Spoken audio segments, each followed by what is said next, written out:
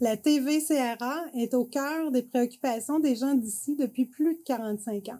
C'est donc un honneur pour moi de soutenir et de contribuer à l'essor de la télévision communautaire de la région des Appalaches. Bon visionnement.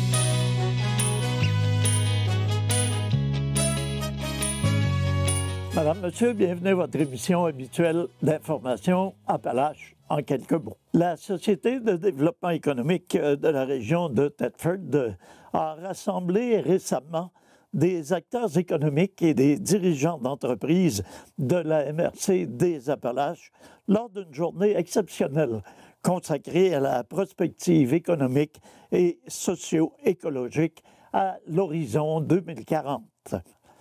L'événement qui s'est tenu au centre de congrès de Thetford a offert un cadre unique de réflexion et d'échange sur les enjeux et les opportunités à venir pour la région.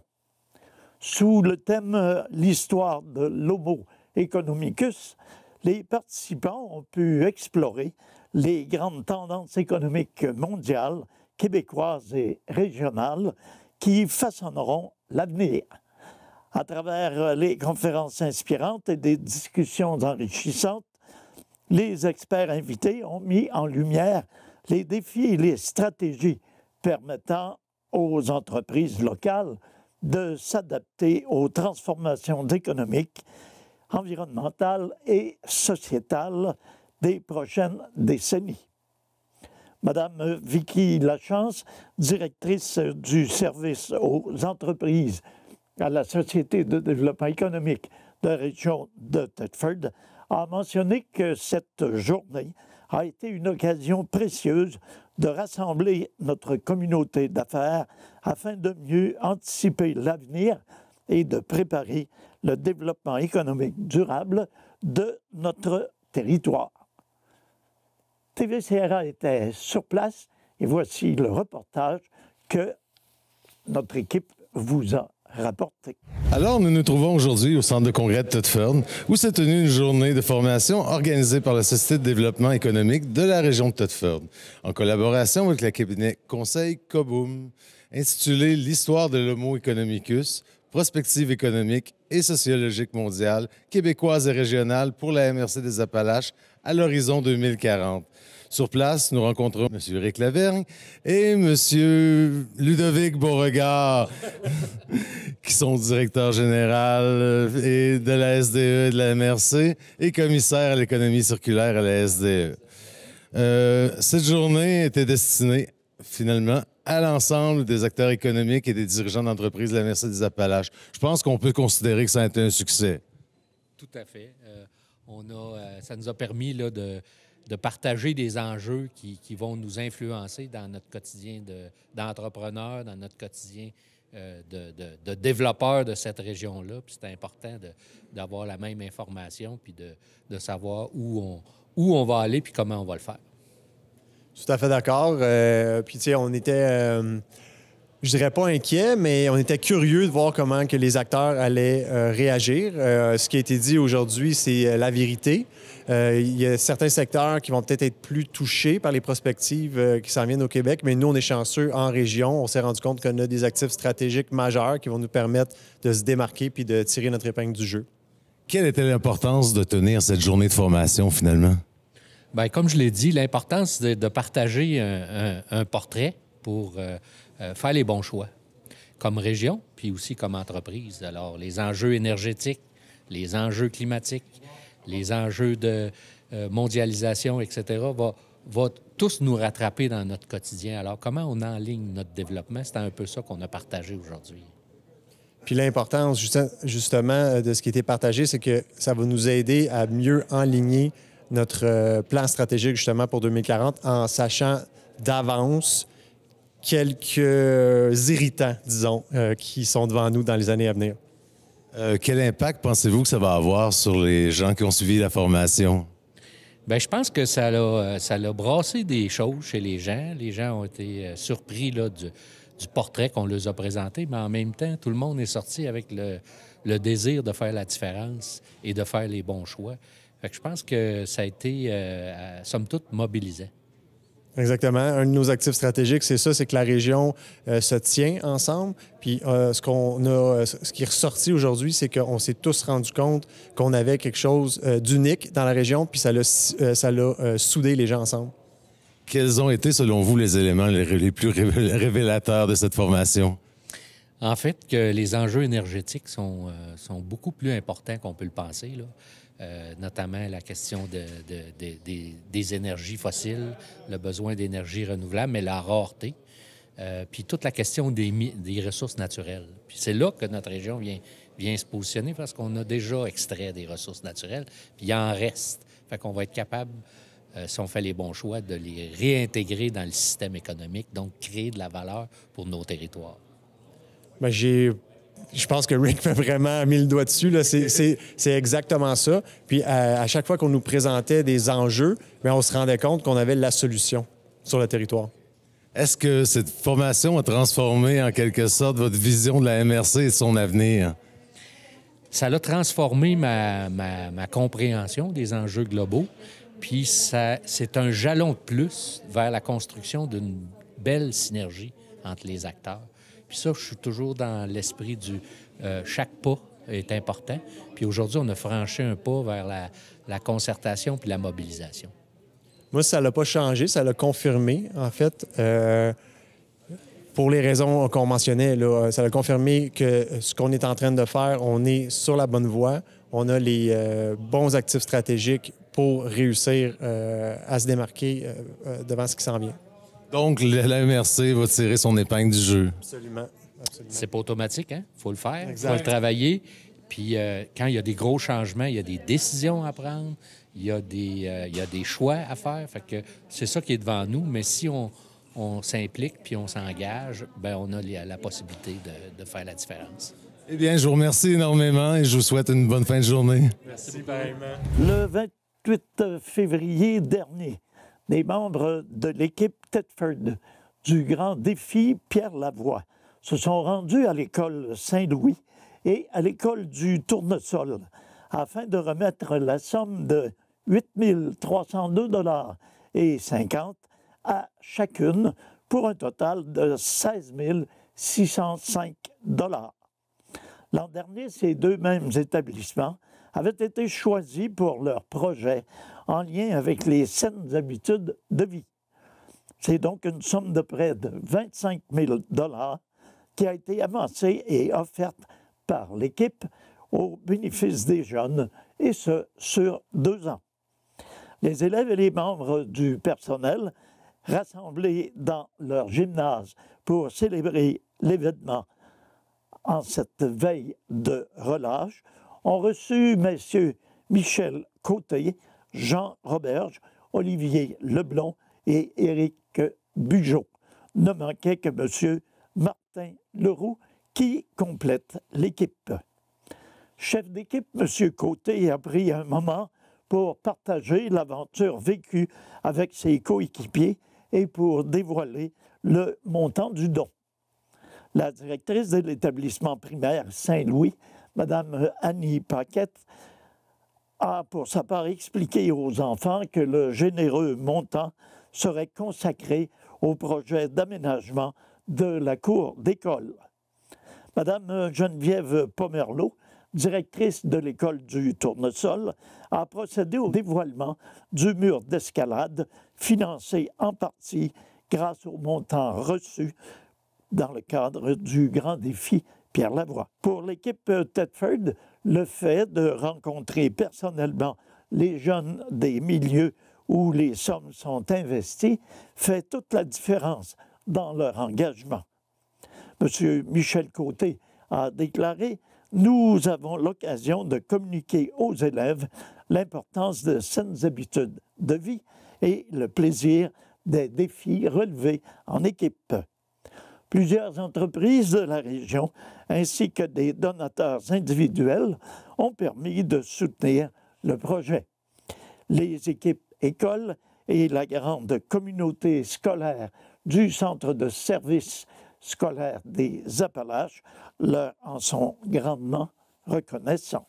Du 9 mars au 25 mai prochain, la Station des Arts accueillera l'exposition temporaire Thetford Mines, manifestement femmes, voix et influence dans les luttes féministes qui ont marqué la région de Thetford dans les années 70, une charnière pour les droits des femmes.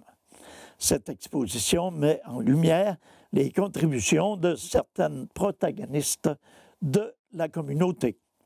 L'année 2025 marque le 50e anniversaire de l'Année internationale de la femme de 1975, ainsi que la toute première présentation de la pièce « Si Cendrillon pouvait mourir » à la polyvalente de Thetford Mines.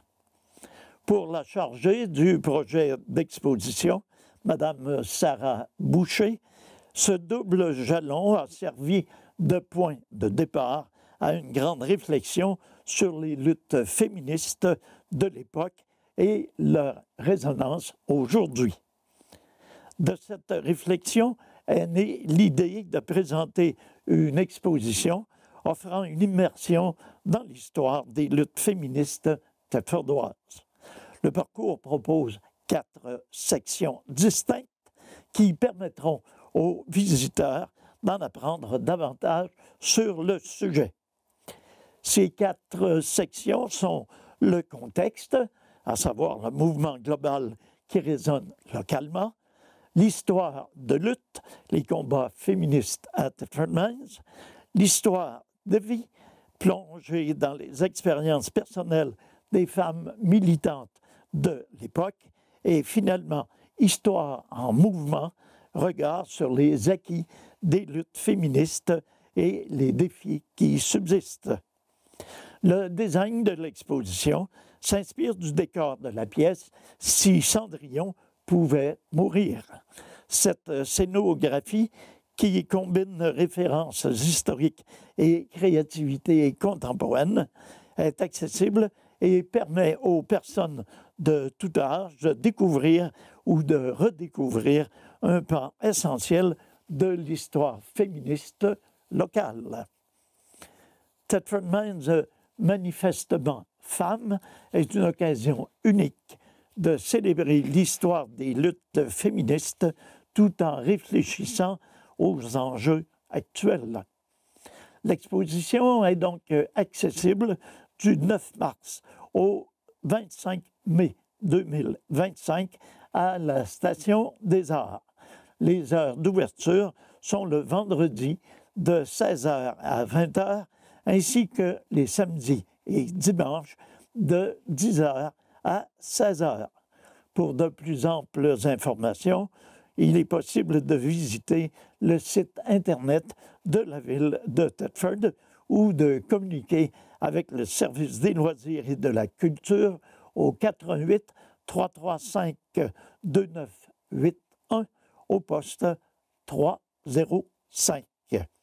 Le projet Thetford Mines, manifestement femmes, est réalisé grâce au soutien financier du gouvernement du Québec et de la ville de Thetford Mines dans le cadre de l'entente de développement culturel. La ville tient par ailleurs à remercier les personnes qui ont collaboré à cette exposition historique et invite toute la population à la découvrir. Le Centre de pédiatrie sociale des Appalaches est fier de s'associer à Maître Constructeur Saint-Jacques, une entreprise renommée pour son expertise en construction et ses valeurs familiales. Dans le cadre de cette collaboration, Maître Constructeur Saint-Jacques s'engage à verser un don de 250 $ pour chaque maison livrée, et ce jusqu'à concurrence de 25 000 $ par année. Madame Sabrina Gagnon, directrice des ressources humaines et fière représentante de la 3e génération d'actionnaires de la famille fondatrice, a déclaré que chaque enfant mérite un bon départ dans la vie. Nous sommes fiers de contribuer à bâtir l'avenir. Nous le faisons avec cœur, car cela fait partie du fondement même de notre entreprise. Lorsque Marie-Ève et Anna nous en ont parlé et que nous avons visité le centre, c'était une évidence même que nous voulions nous impliquer. Ce partenariat soutiendra donc les initiatives du Centre de pédiatrie sociale des Appalaches en offrant aux enfants en situation de grande vulnérabilité un accompagnement professionnel et clinique crucial pour assurer leur développement optimal. Chaque acheteur d'une maison Maître Constructeur Saint-Jacques participera activement à cette mission, devenant ainsi un acteur de changement dans la vie de ces jeunes. En signe de reconnaissance, un cadeau spécial réalisé par les enfants du Centre de pédiatrie sociale des Appalaches sera remis à chaque acheteur pour les remercier de contribuer au bien-être des 220 enfants soutenus par le centre. Les entreprises ou particuliers souhaitant en savoir davantage sur les façons de donner au Centre de pédiatrie sociale des Appalaches afin d'avoir à leur tour un impact significatif sur les enfants de notre région sont invités à communiquer avec nous à l'adresse dga@cpscappalaches.com. La mise en service du chemin de fer Québec central jusqu'à Thetford Mines, prévue d'ici la fin de 2025, a été repoussée au courant de l'année 2026. Cette information a été révélée par Transport et Mobilité durable Québec par le biais d'un communiqué où l'on fait état de la réalisation d'une mise à jour concernant la réhabilitation du chemin de fer. Les travaux sur les tronçons 3 et 4, s'étendant sur 58 km entre Vallée-Jonction et Thetford Mines, sont prévus donc pour 2025.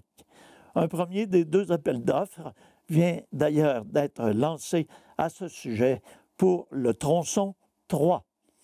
Le second appel d'offres pour le tronçon 4 sera rendu public au cours des prochaines semaines.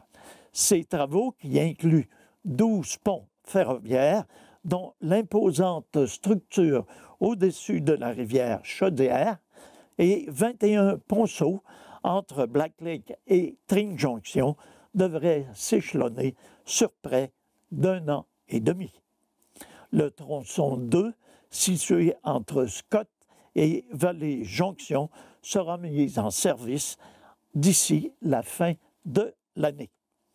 Plusieurs chantiers se sont terminés en 2024, notamment ceux visant la construction des ponts de la rivière des Fermes et du ruisseau Roi à Tring Junction, des ponts du ruisseau Lessard et de la rivière Prévost-Gilbert à Thetford Mines, du pont de la rivière du 5 à Sacré-Cœur de Jésus, ainsi que de 17 ponceaux situés un peu partout sur le tracé.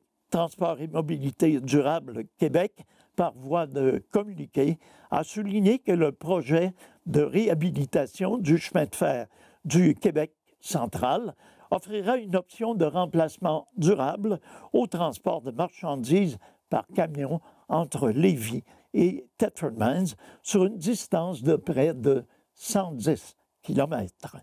Il contribuera ainsi à la fois au développement économique de la région de Chaudière-Appalaches et à la réduction des émissions de gaz à effet de serre. Même si elles ne sont pas directement dépendantes des États-Unis, des entreprises québécoises craignent l'effet domino que vont engendrer les tarifs douaniers américains. C'est le cas d'Optimul à Thetford Mines qui réalise 20 % de ses ventes aux États-Unis, ce qui d'emblée ne serait pas catastrophique.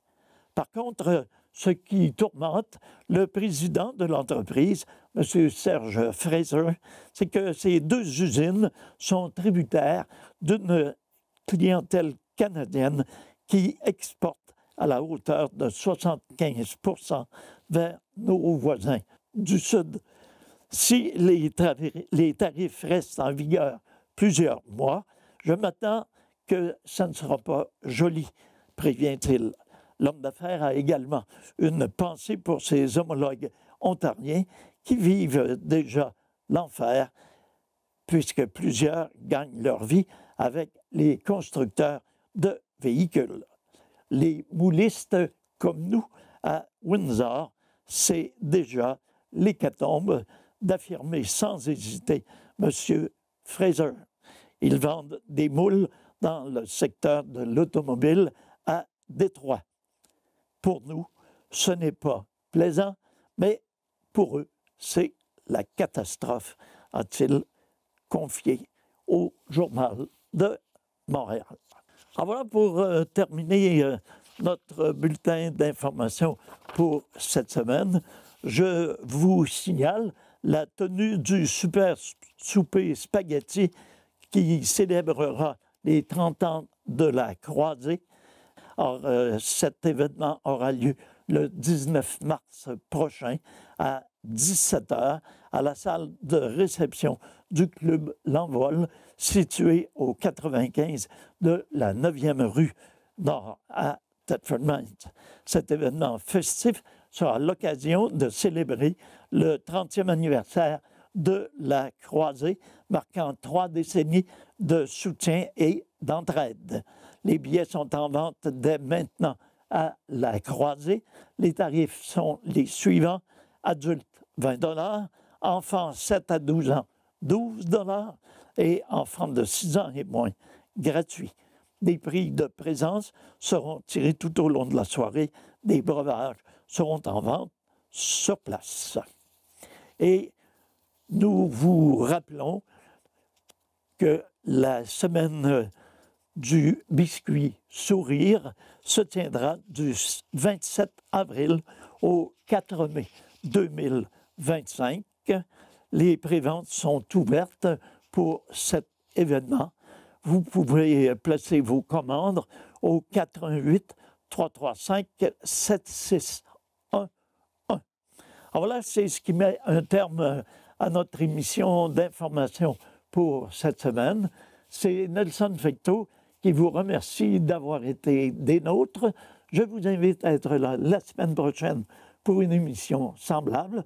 Entre-temps, passez une excellente semaine. Prenez soin de vous et prenez soin des vôtres.